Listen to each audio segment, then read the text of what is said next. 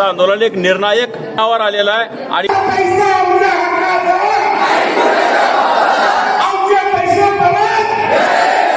सरकारना इशारा देऊ इच्छितो की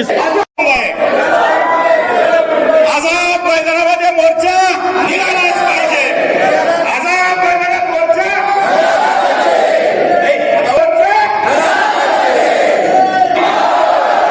काढायचा आहे की नाही? मोर्चा काढायचा आहे की नाही? आझाद मैदानाच्या मोर्चामधून आम्ही सरकारला झुकल्याशिवाय सोडणार नाही। बातमी अत्यंत महत्त्वाची। समृद्धी जीवनमध्ये ज्यांनी आपली पुंजी गुंतवणूक केली आहे अशा सर्व गुंतवणूकदारांसाठी ही बातमी असून धाराशिव जिल्ह्यात महाराष्ट्र राज्याच्या कानाकोपऱ्यातून आलेले गुंतवणूकदार काय म्हणालेत पाहूयात सविस्तर वृत्त। जनसंघर्ष समिती महाराष्ट्र राज्याच्या वतीनं समितीचे अध्यक्ष शाहूराज माने यांच्या मार्गदर्शनाखाली उमरगा शहरातील कन्हैया मंगल कार्यालयात समृद्ध जीवन मधील पीडित गुंतवणूकदारांचा राज्यव्यापी महामेळावा 11 फेब्रुवारीला पार पडला।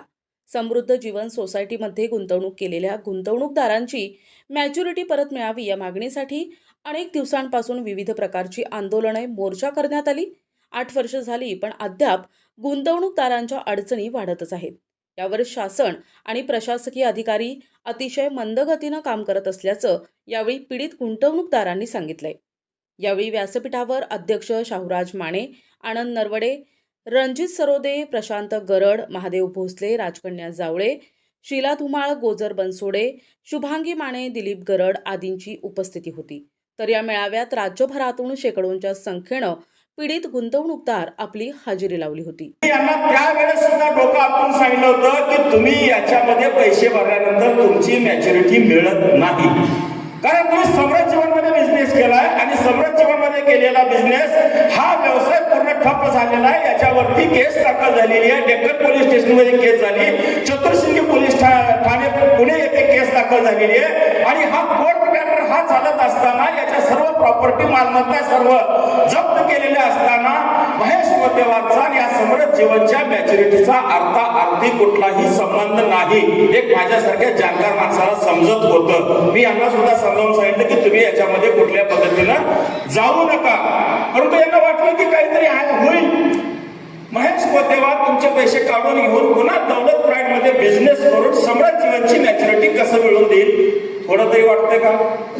पण आपल्याला इतकं आपण कापील झालो, इतका आपण त्याच्यावर विश्वास ठेवला आणि ते विश्वास ठेवण्यासाठी भाग का पाडलं तर आपली परिस्थिती आपल्याला भाग पाडली, कारण आपण लोकांचे पैसे जमा करून त्या मोतेवारचा घर भरलेलं आहे, त्याच्यामध्ये आपण पैसे इन्व्हेस्ट केलेले आहेत। माझे पैसे मिळतील अथवा न मिळतील, परंतु मी ज्या लोकांचे पैसे का महेश मोतेवारच्या घशामध्ये घातले, याच्या बिझनेस मध्ये इन्व्हेस्ट केले, त्या लोकांचे पैसे मिळाले पाहिजे ही एक प्रांजळ भावना तुमच्या सर्वांच्या मनामध्ये होती, म्हणून तुम्ही त्याच्यामध्ये परत फसत होता। तर समृद्ध जीवनची मॅच्युरिटी नक्की आहे कुठे, का मिळत नाही? 8 वर्ष झाले आपल्याला पैसे का मिळाले नाहीत? ताब्यात असलेल्या मालमत्तेवर महेश मोतेवार पुन्हा कब्जा करून सर्व मालमत्ता हडप करण्याचा प्रयत्न करत आहेत, असं जनसंघर्ष समितीचे अध्यक्ष शाहूराज माने यांनी सांगितलंय। या बाबतीत अवसायक सक्षम प्राधिकारी केंद्रीय सहकार राज्यमंत्री मुरलीधर मोहोळ यांच्यासमोर जनसंघर्ष समिती महाराष्ट्र राज्याच्या वतीनं आंदोलन करून प्रशासनाला जागे करण्याचे काम मागच्या 6 महिन्यात करण्यात आले आहे। त्याच अनुषंगानं आज समितीचे अध्यक्ष शाहूराज माने यांच्या नेतृत्वात पुढील आंदोलनाची दिशा ठरविण्यासाठी महाराष्ट्र राज्यातील प्रमुख कार्यकर्त्यांचा मेळावा घेण्यात आला। या मेळाव्यात सर्वानुमते येणाऱ्या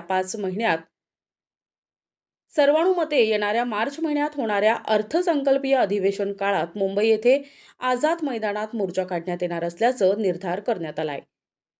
प्रत्येक जिल्ह्यातून या ठिकाणी आलेले गुंतवणूकदार दिसत आहेत, कर्नाटकही दिसत आहेत। एकूणच काय ठरलं आपलं? समृद्ध जीवनची जी मॅच्युरिटी फसलेली आहे लोकांची, ही मॅच्युरिटी मिळवण्यासाठी मागच्या 6 महिन्यापासून जे आमचं आंदोलन चाललं होतं, आता आमचं आंदोलन एक निर्णायक वळणावर आलेलं आहे आणि येणाऱ्या मार्चच्या 11 तारखेला अर्थसंकल्पीय अधिवेशनामध्ये महाराष्ट्रातूनच नाही तर संपूर्ण देशभरातून या समृद्ध जीवनच्या गुंतवणूकदाराची एक वज्रमोठ आवळून आम्ही त्या ठिकाणी लाखोच्या संख्येनं आंदोलन करून आमची सर्वांची मॅच्युरिटी मिळवून घेण्यासाठी आता आम्ही सज्ज झालेलो आहेत. असाच निर्धार करण्यासाठी या ठिकाणी आज हा महामेळावा या ठिकाणी आयोजित करण्यात आला होता. मी सरकारला इशारा देऊ इच्छितो की सर्व गोरगरिबाची मॅच्युरिटी परत मिळण्यासाठी सरकार प्रयत्नशील व्हावं, अन्यथा आझाद मैदानाच्या मोर्चामधून आम्ही सरकारला झुकल्याशिवाय सोडणार नाही. प्रतिनिधी सचिन बिद्री, NTV न्यूज मराठी, उमरगा, धाराशिव.